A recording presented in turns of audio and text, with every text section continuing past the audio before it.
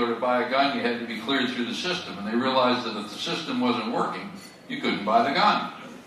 We had to go to Congress and lobby for the money to get that system, keep that system operating. So there are a million ways that a government can go after your rights and after the Second Amendment. And if they haven't thought up the entire million yet, they're working on it. So we're involved on all fronts in this sense. And the ammo. And the harassment of federal firearms licensees is one of the major ones. Sir.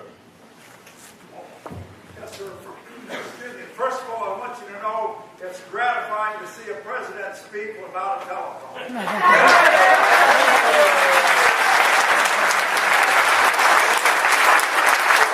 The advantage of the teleprompter is that at the end of the sentence there's nothing else to say, so he doesn't talk as long. Recently, the President Obama has said something about if Congress doesn't act, he's going to do this, gun bans and universal registration or background checks by executive order. Should that come to pass, what's the recourse? The recourse is that if an executive order is issued, in order to accomplish what the executive order requires, costs money. And that money has to be appropriated by Congress. And Congress can pass legislation denying appropriations can be used for that purpose. And if he tried that, and there are some things he can do and many things he can't by executive order, but if he tries that, we'll be there to deny him the money to implement the order. You know, let me talk for a second, because you raised this whole thing about the universal background check. I mentioned the hypothetical of my daughter and her firearm. The negotiations, and there were a number of Republicans or a number of gun supporters, Tom Coburn of Oklahoma, Joe Manchin of West Virginia, a Republican or Democrat, who were trying to work with Chuck Schumer to find something that would be agreeable. Wouldn't have been agreeable to us, but something that might get through the Senate. And they said the one thing that they would not participate in was anything that established a national gun registry. Schumer said, go away then, because we're going to have one. That's what this is all about. Because Schumer, Cuomo, Feinstein, and others have talked about what they call forced buybacks. In other words, if the record that you own a gun, they can say you're either going to sell it to them, to the government, or you're going to become a criminal. Federal law prevents the establishment today of a gun registry. It's one thing that we will not accept. And interestingly, this week the American Civil Liberties Union came out on our side on this one and said we don't need a gun registry. We don't need to keep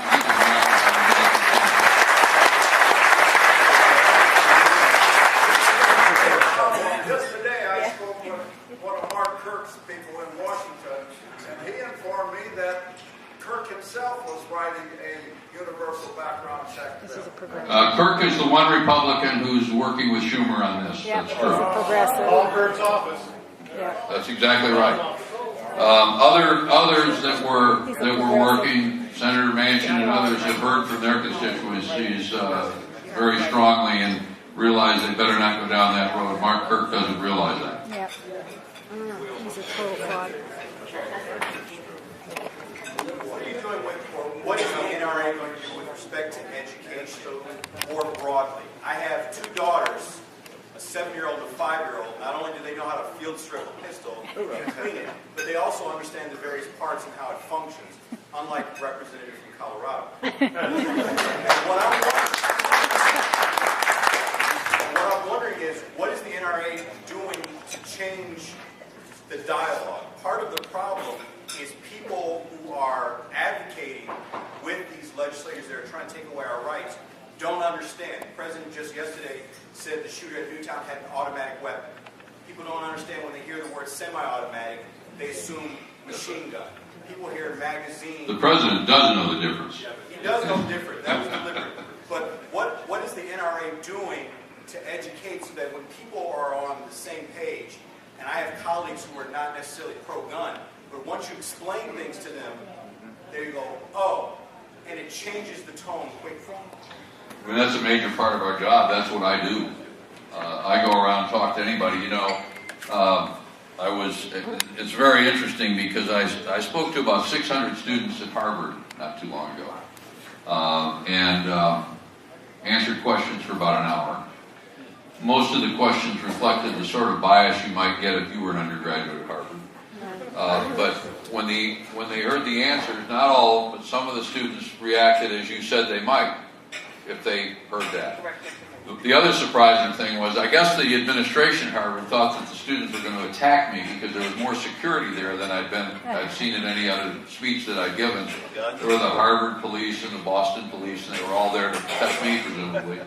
And what these kids couldn't figure out was when the program was over, after they spent an hour calling me a criminal and saying I was responsible for all the various things that those of us who support the Second Amendment are responsible for, 30 cops lined up to have their picture taken. Because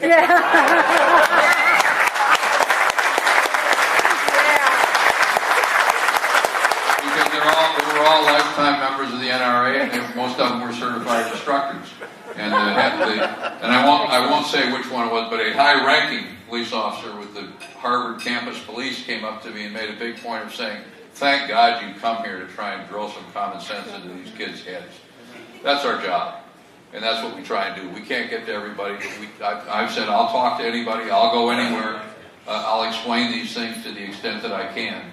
You know, it's interesting because our assumption from the very beginning, right after Newtown, when it looked like they were going to roll all this stuff through, was that if the American public and American legislators had an opportunity to really think about it and discuss these things, that it wasn't going to be as bad as they expected it was going to be, because people have common sense. You know, I've been in politics for Lord knows how long, and I've always operated on the assumption that the people that we deal with are smarter, with the exception of people in this room, of the folks that we elect.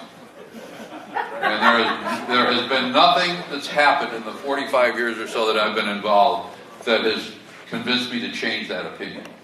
And when people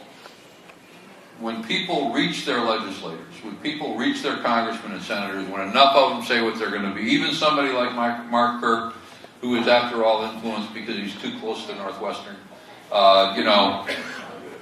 get the message, because they know who ultimately approves their paycheck, and that's not the guys in Washington, it's the folks back home. And that's really what democracy is all about.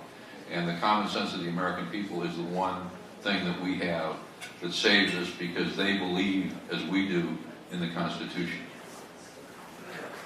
This is more of an observation than a question, but one of the concerns I have, and I think it's safe to say everyone is united in full Second Amendment, but being a very staunch NRA member and full Second Amendment advocate, I have any number of friends of mine who share my beliefs, but when I ask them the question, when is the last time you conveyed your opinion to your elected officials?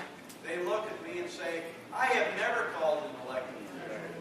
This is a concern I have, it's a problem we have, and I would encourage everyone here tonight to go out and talk to your friends and get them to make contact and express their opinion.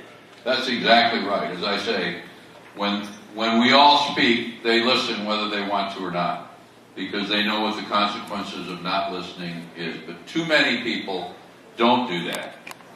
Fortunately, within the Second Amendment community, you know, when this battle started, we had about 4 million members. We're right about 5 million right now.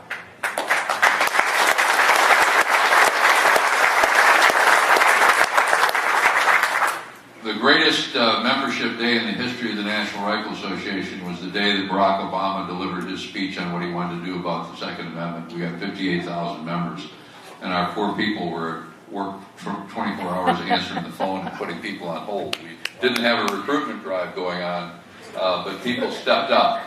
More and more people are stepped up. You know, the history of the country, and you are exactly right, but the history and one of the reasons for the strength of this country is that this is not France. We didn't fight, we are not a people, you and I might be, but we're not a people obsessed with politics. Americans established a free country where they could raise their kids, they could live their lives, they could earn a living, they could do the things they wanted to do without interference by government. And they were not and have not been hyperactive politically. That's been a strength and one of the reasons for the stability of this country.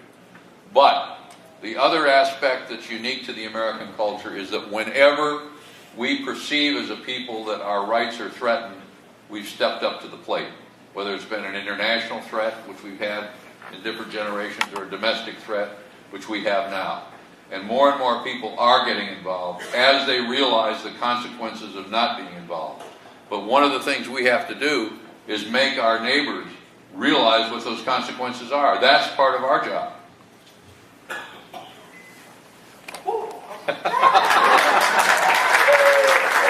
You can pay me later.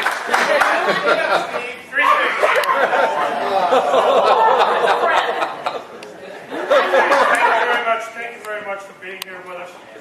Secondly, if you would speak very briefly on what the NRA is doing to help our Illinois State Rifle Association and make an influence on our concealed carry issue. And lastly, if you could speak some on the National School Safety Shield Program with Asa Hutchinson. So this is a 2-hour speech here. Yeah. You know, we work very closely, as you know, with the Illinois Rifle and Pistol Association. Richard Pearson is on one of our committees. We're very involved here in the concealed carry fight. Our attorneys have been, in fact, argued on appeal for the case. We're helping in any way that we can, and we'll continue to do that. We do, you know, just because you're living in firearms hell does not mean that your friends are going to abandon you. I can tell you that. You know, I even actually go to California. You think Illinois is something, you should be out there. And we're going to keep it up, and we're going to work with you here because Illinois is like New York. You know, once you get outside of the New York City and you get upstate to New York, it's part of America. Yeah. It's a little bit like leaving Cook County. Yes.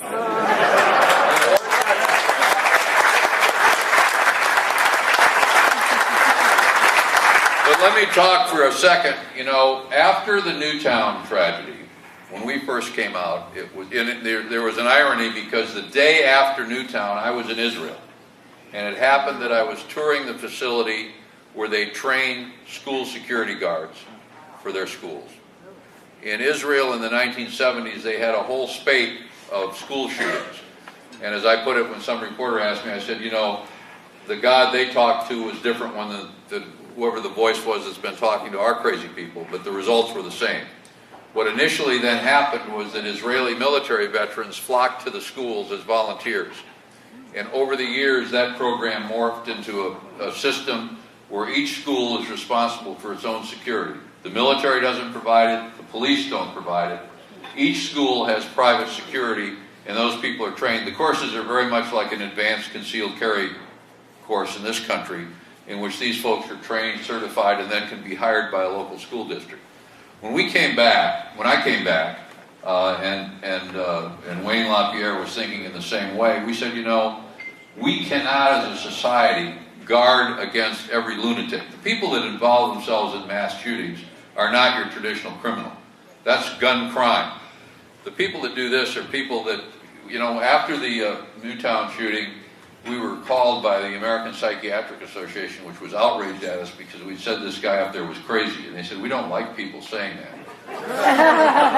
We said, well, actually we were trying to think how to describe him. It was the nicest thing we could think of to say. But literally, that's the kind of people that engage in this sort of thing. And they're not people that envision themselves as warriors. They're people that want to find a killing field. That's why the Aurora shooter went to the only theater that did not allow firearms, did not allow concealed carry firearms to be in the theater. That's why he was looking for unarmed victims. That's why schools have become killing grounds, because the killer, these people know that they can get away with it, and they can accomplish their objective before help arrives. So we suggested we ought to think about security in our schools. And everybody said we were crazy. Then the Gallup poll came out and said the first thing we ought to provide is security in the schools. The president said, well, maybe it's just a bad idea, it's not crazy. And then it turned out that 30,000 schools already have security. Rahm Emanuel may not like it, but every school in Chicago's got 2 cops.